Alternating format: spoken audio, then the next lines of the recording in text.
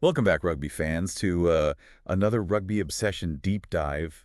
This week, we're tackling the news that kind of hit everyone like a massive scrum.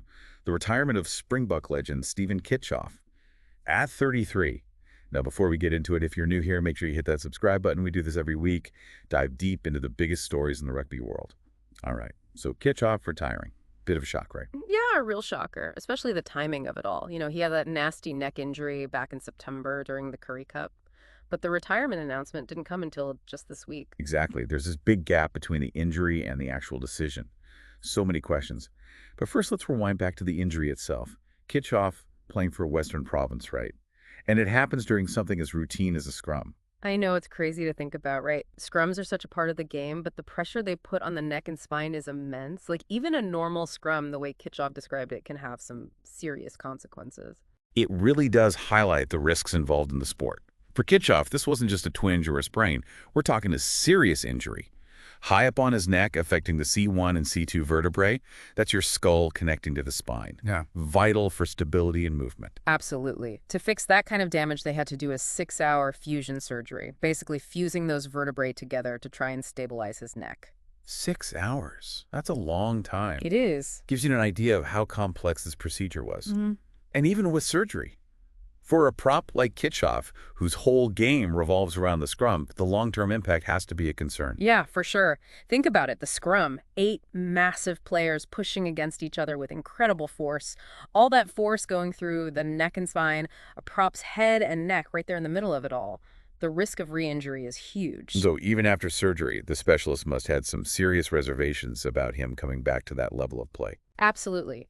After the surgery, Kitshoff went through rehab diligently. But the specialist ultimately found his neck rotation was significantly reduced, and the risk of further injury, possibly even more serious injury, was just way too high. If you're enjoying this breakdown of Kitshoff's retirement, don't forget to subscribe to Rugby Obsession for more deep dives.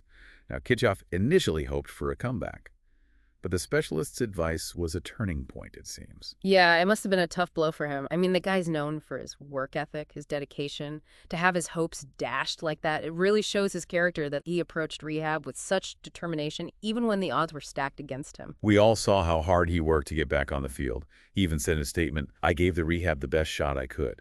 There's definitely disappointment there, but also this kind of acceptance of the situation. It shows a lot of maturity as an athlete. He understood how serious the injury was and the risks involved. It's a tough pill to swallow for sure, especially when you're at the top of your game like Kitshoff was.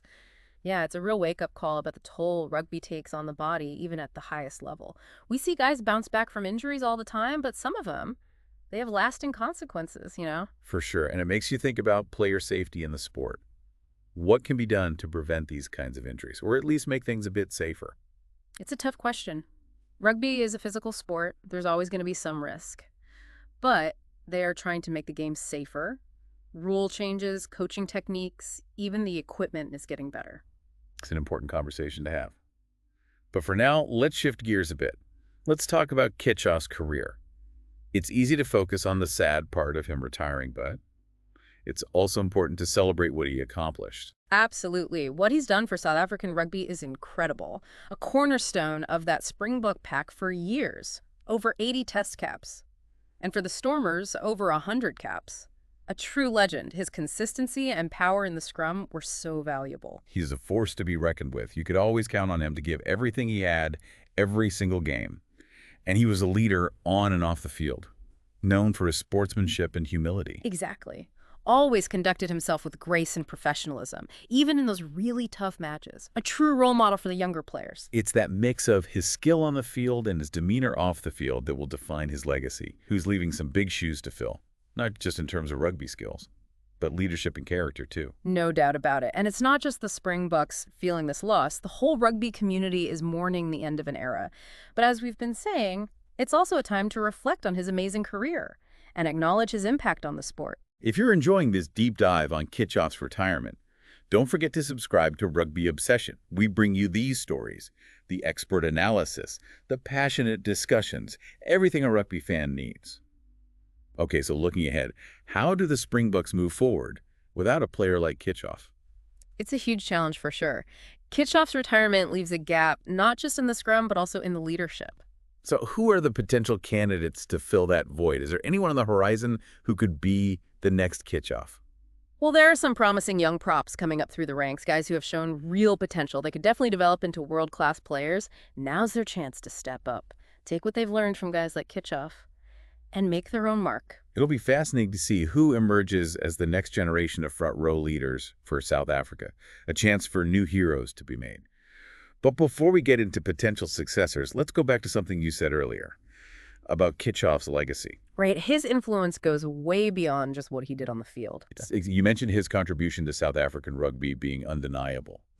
But how would you define his legacy? What will he be remembered for? Kitshoff's legacy, it's a powerful thing. On the field, he'll be remembered for that powerful scrummaging, his work rate, and that inspiring leadership. He was a vital part of the Springbok pack for so long.